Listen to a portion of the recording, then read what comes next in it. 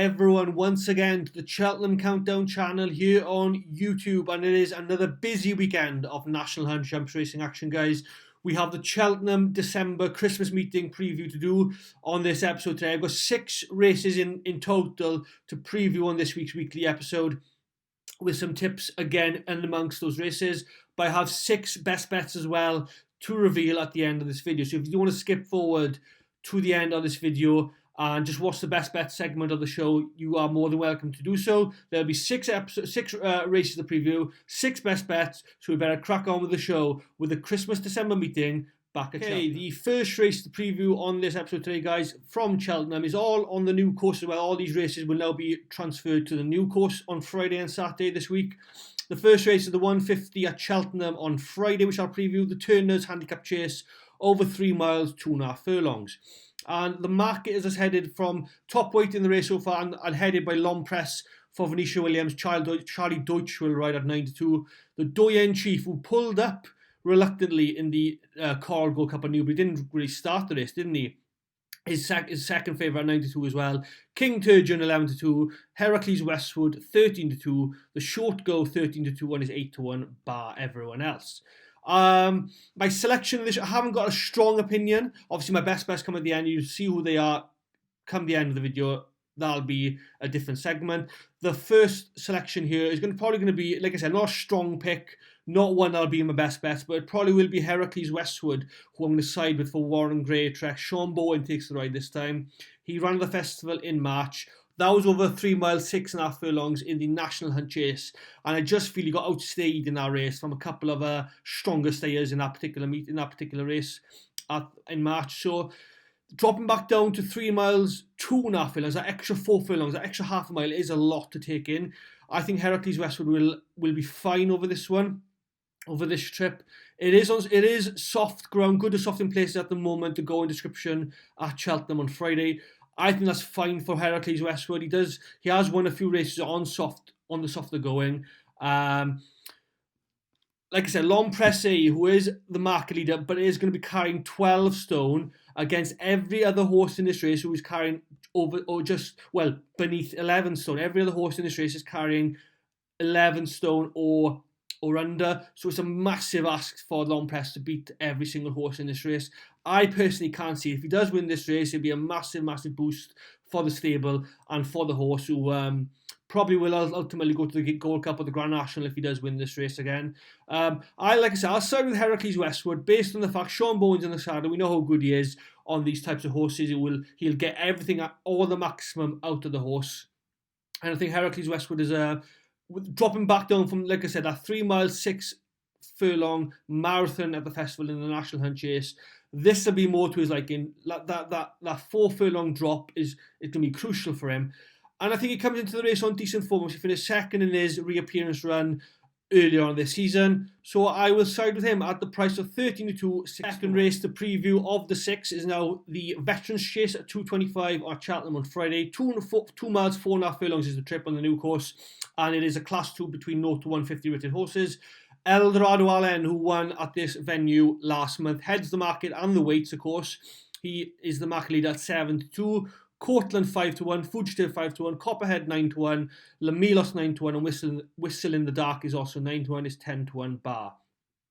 I think Eldorado Allen, who I just mentioned regarding Long Pressé in the previous race, the Turners and Handicap Chase, where he was top weighted and top of the market leader, obviously. He was a market leader of the race. Eldorado Allen also heads the weight here at 12 stone, dead on 12 stone, and is also the market leader. But with the difference between these two, I think Eldorado Allen has had the run already this season at the venue, at the course, and won. Long Pressé hadn't had a run for a while, so I wouldn't want to side with him in the previous race.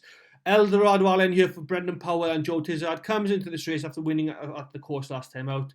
He loves Cheltenham. He jumped for fun last time out from the front, took lengths out of the other horses over every fence, and really did seem as if he was enjoying his racing at Cheltenham.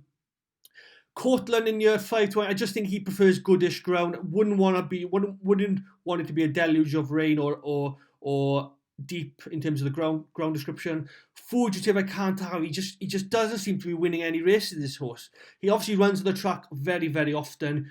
but can't seem to get his head in front. So I don't want to side with a horse that has a losing streak personally. Copperhead is also trained by Joe Tizard. Freddie Ginger will ride. He might have an each way squeak. Lamilos, I don't know where you stand with him personally for the Skeltons.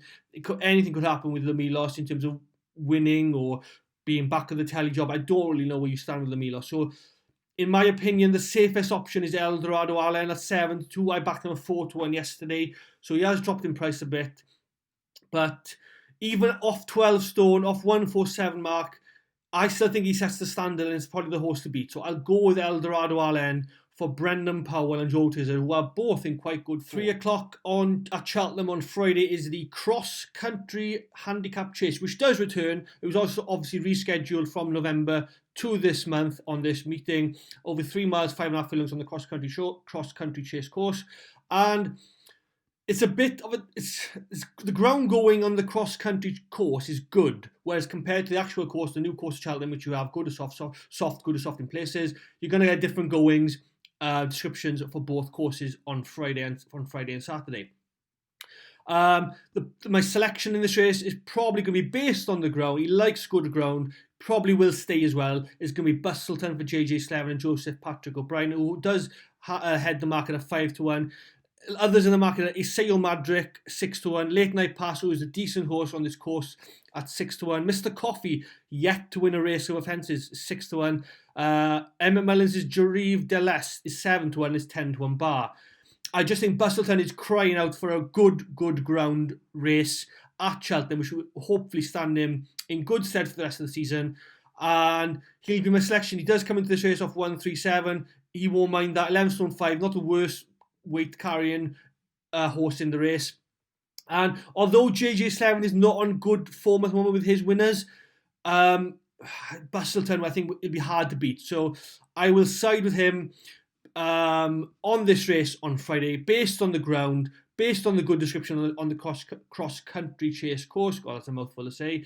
And hopefully he'll land the spoils this week. Moving on to Saturday, and the first race on that card that I'm going to preview is the 1:15, the 2 mile, 4.5 furlongs mares handicap chase. It's a very competitive renewal, very competitive race this weekend with 16 runners going to post, and it is headed by a horse with Jamie Snowden called She Is For Me Boys, 9-2. The One We Dream Of for Harry and Dan Skelton is in there, 11-2. Rialta Liar for Sean Bowen and Warren Gray tracks is 7-1, and Callista Love 10-1. Saint Doctor 10-1 and it's 14-1 bar. It's a very competitive race, and you could make a case for as many horses as you want in this race. I do have one at a higher price of 16-1 each way that we probably be siding with, and there's a horse called Party Vibes for Henry Daly, and Sam Twiston-Davis will take the ride. One run this season already, was a bit of a tailed off third behind Ludo, a very smart horse Ludo for at Banger on D on the day. Like I said, finished third. Hard race that has run at Cheltenham before prior to that. Finished fourth in the April meeting. But I think it's such a wide open market. The favourite is 9-2. Like I said, She Is For Me Boys, unbeaten this season already for Jamie Snowden. But most of these mares, I think, do prefer good ground. Whereas Party Vibes has had decent level of form on softer conditions.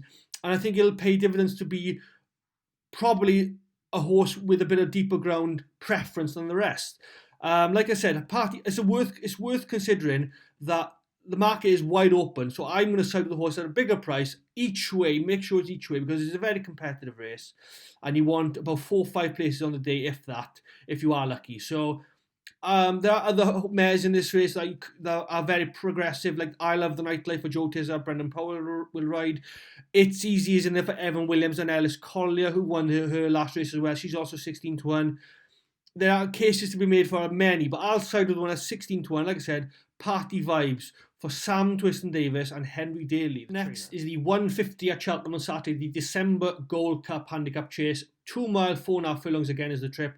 And Jaguar, the story that is Jaguar, the improving horse apparently that is Jaguar, will head the market at 4-1. Probably will end up going off favourite as well for this race after not running last month. Obviously, you've got pulled out of that race. Ho Jolie Smoke 9-2, Vincenzo 5-1, Kim Rock 6-1, and it's 17-2 Colonel Harry and 10-1 bar everything else. I personally can't side with Jaguar in this race, unfortunately. A lot of people will want to side with him, and I can understand the reasoning why. He comes into the race without a prep run, which again wouldn't have been ideal in the Paddy Power Gold Cup last month. Maybe this is a bit more weaker in terms of the strength and depth and standard, but I still don't want to side with the Jaguar. He's going to be carrying 11 stone 8, which is a fair bit of weight considering he's second highest weighted in the race. Then you have underneath him in the market, Holy Smoke is a very good shot for the Skeletons at 9 to 2, carrying 10 stone 5. So it's a massive difference for the Jaguar in that regard. Finished third behind Panic Attack last time out. Obviously, we know Panic Attack has boosted their form once again by winning the Coral Gold Cup at Newbury. Vincenzo as well at 5 to 1 is also a type that I do kind of like. So he's in there 5 to 1, finished second last time out again over the course. So it's between Vincenzo and Holy Smoke for me. It's a toss up between one of them, toss of a coin. I don't know which one to side at the moment. If I had to pick one, it would probably be Vincenzo, considering Holy Smoke's had the 2 runs this season without winning. Vincenzo comes into this race off the one good run, the second place finish at Cheltenham. So I will side with Vincenzo I think, but it could easily change on the day. So there are others in this race, like I said, Colonel Harry won at Aintree last time, a very good winner of that race. Il Ridotto reappears, Esperfecto, Mato, they're all regulars here at the track in handicap chases over 2.5 miles. But I'm going to go with Holy Smoke or Vincenzo, one or the other, to take on Jaguar. The last race to preview of the 6 before I move on to my best bets, guys, is going to be the Albert Bartlett Novices Hurdle, but it's registered as the Bristol Novices Hurdle, a grade 2 over 3 miles. So we'll call it the Bristol Novices Hurdle because it is a grade 2, not the Albert Bartlett, which should be at the festival, etc., etc. It is over 3 miles nonetheless. And Conman John, who won the track last time out, is 11 to 8 favourite. You have They Call Me Hugo for Ollie Murphy at 4 to 1, Reckless Spending 6 to 1, I think I pronounced this right, Carlen Rigg at 8 to 1 for the Skeletons, and is 18 to 1 Bar. It's a penalty kick for Conman John. I think he's the only horse he's the highest. He's carrying 11 stone 3, whereas every other horse in the race is carrying 11 stone 4, and that was a bit of a penalty kick for him. Yet he is the one horse that probably has the most potential, considering how well he won at the track in October. I haven't got much of an opinion. I would let him win at the price. He is 11 to 8, which is a bit short in my opinion, considering he is, well, if he wins this, he'd be a guaranteed player in the Albert Bartlett Novices Hurdle itself at the festival. So I will let him win at the prices. If I had any other horse at each way, because there are only 7 runners in the race, so you're only going to get 2 places each way, guys. So there's not much I do like in terms of each way selection. Maybe Casino des Mots for Brendan Powell and Joe Tizzard if I had to side with someone. But I'm not strong in any other horse in this race, to be honest. So I might leave this race go. I just wanted to preview it as it is a grade 2. It is Cheltenham, and obviously we do all love Cheltenham. So Conman John is the horse to beat. Conman John is the worthy favourite, and Conman John would probably win, but I'm not going to back. Best bets, time of the video now, guys. If you always just zoom forward to the best bets section of the show, this is it. I have 6. Yes, I have 6 best bets to reveal to you. As I mentioned at the start of the video, there are 6 in total. And I'll kick off with the first race of the entire meeting on Friday, 12:05. So it is 12:05 on Friday afternoon, over 2 miles and a furlong in the British EBF National Hunt Novices Hurdle. And it's a horse that I did put up in my last video, so it would have been the Coral Gold Cup meeting preview episode on the channel. Obviously didn't do the Tingle Creek last week, so it would have been the Coral Cup. Yeah, it would have been the Coral Cup meeting preview I did last time out. A horse I put in the best bet section then, but didn't run. I'm putting up again this weekend. Hopefully she will run. And it's going to be Kingston Queen for Jack Tudor, David Pipe. I really am fond of this horse now. I think she's the only mare in the race. I think she is the only mare in the race. But she is favourite. So that shows how good she is. She was taken out of the Newbury race, as we know. Maybe it was a blessing because that horse, La Conquière, won that race, I believe. So she may be a smart individual. Kingston Queen comes to Cheltenham instead, possibly with a bit more freshness in her, seeing as how she's entered and declared for this race rather than the Newbury one. The ground isn't too deep for her, which she will probably relish more. So I'm going to be siding with her. Jack Tudor will take the ride for David Pipe, and I'm really sweet on Kingston Queen. If she wins this, she could be a very, very good Mares Novice Hurdle contender for March. Who knows? But I'm taking Kingston Queen on. I'm siding with Kingston Queen on my best bet selection in the opening race of Cheltenham. Best bet is going to be the following race on Friday at Cheltenham, 12:40 in the Chase and Excellence Novices Chase, over 2 miles, 4.5 furlongs, and it's a win-only race, guys. There are only 4 runners in this race, so it's a win-only selection, of course. It's a select sort of horses in this race in terms of the runners. You've got Calife on Vol at 7-5 now, 6 Mile Bridge 2-1, Royal Infantry 9-4, and the outside is Tin Tin Tin at 33-1. I am all in on Calife on Vol here. I think he'll be the biggest improving horse over fences in his career. He's a very tall horse. If you haven't seen him run before, he won at Huntington last season.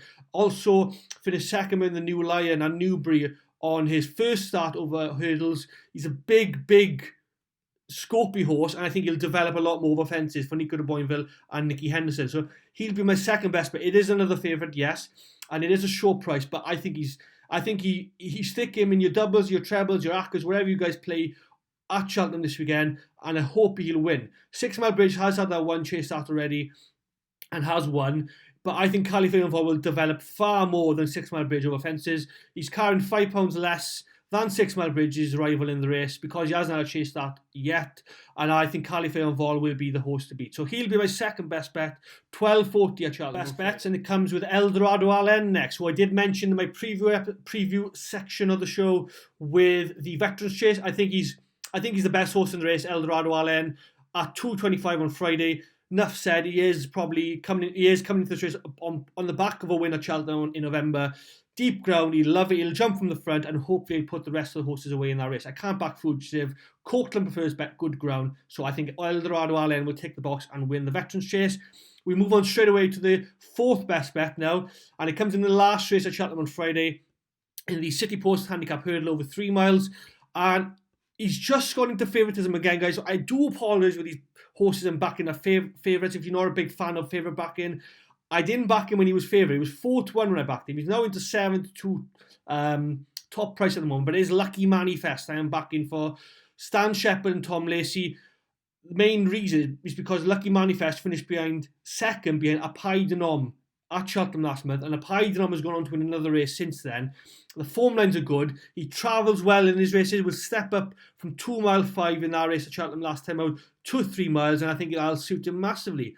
He comes in against Tranquil Sea for Harry and Dan Skelton. Again, could be a dangerous opponent to have. Long draws in there. Doesn't win many races. Kintara, Titan Discovery, they're not as progressive, I'd say, as Lucky Manifest, who is a 5-year-old. As is Tranquil Sea. I think they're the best 2 horses in this race. The top two of the market. And Lucky Manifest will do for me. Like I said, finished second behind Apai Denom, who's boosted that form subsequently out. And he'll be my selection. My fourth best bet is Lucky Manifest. Hopefully in the lucky last at Cheltenham. My final 2 best bets of the weekend come at Cheltenham on Saturday. They are the 2 first races on the card. So the 12:10, which would be the Triumph Trial again for juveniles. It's simple. 1 horse town will win this race. He's unbeaten over hurdles, 4 starts, 4 wins. He's 9-4 again. Another short price, guys. I do apologise again, but he will win. He will win this race en route then probably to the Triumph Hurdle in March. So I like 1 horse town. I think he's a very, very good horse, very good juvenile. And Harry Derham and Paul O'Brien have probably got a good horse in their hands there. So number 5 is 1 horse town, and number 6, best bet number 6 will be the 12:40 at Cheltenham on Saturday, 3 miles, 1.5 furlongs in the Novices Limited Handicap Chase. It's another favourite, of course. Yes, it is. It's the Jukebox Kid I'm going to side with for David Bass, who rides for Ben Pauling this time. I fell in love with this horse after winning his Carlisle race earlier on in the season. I did mention him on a rebound episode that I had earlier in the season. He beat First Confession in the race, reappears against First Confession again for Joe Tizzard and Brendan Powell again in this weekend. I still think he'll put him away. He's 2-1 currently. I think he's a very, very strong market leader. He'll only go shorter, I feel. Even off top weight, I think he's only had the 4 starts in the rules, won 3 of them, finished third at Ayr at the back end of last season. He's a very, very likeable horse, and I think he'll go and win. So the final 2 horses in my best bets are the 2 races at Cheltenham on Saturday, the first 2 races at Cheltenham on Saturday, 1 Horse Town and the Jukebox Kid, both races back to back, the first 2 races. Just get them in your doubles and your trebles, guys. I hope these six best bets, maybe you can put them in all in an accumulator and let me know how you get on. They are as follows: Kingston Queen, Calafé Vol, Eldorado Allen, Lucky Manifest, 1 Horse Town and the Jukebox Kid. All quite short prices you'll see. So like I said, stick them in an accumulator. Maybe whatever stake you might want to put on, it's worth a try, and hopefully they bring you some good luck over the course of the weekend. That is everything from the December Christmas meeting at Cheltenham this weekend. I've just rattled through a quick 6 preview races and 6 best bets. So yeah, just a quick episode to be perfectly honest, guys. Now then, in terms of the rest of the Christmas period, I have things ongoing away from the racing that will probably keep me busy enough. So I may have a special episode, Christmas week, yes, to preview everything, all things Boxing Day racing. Now that is something I really am looking forward to. It is in the pipeline. I try and get it out during Christmas week, and it'll be all things Boxing Day racing. Now that is something I really am looking forward to. Like I said, I hope I'll get a release. I hope I'll get it out in time, and it'll be something that you guys can watch over the Christmas period. So yeah, thanks for watching. Like this video if you have enjoyed the 6 best bets and the 6 episodes I've previewed, and also share as well. Subscribe to the channel if you think it's a good channel to watch, and if you want to get notified on all the videos I release. And yeah, enjoy Cheltenham this weekend. It's going to be a busy one. Busy period now during this month's racing. So like I said, I'll try and get a video out. Christmas week will be the next time I'll probably be out on this channel. And if that's not the case, I hope you all have a great Christmas, and I'll see you all soon. Thank you.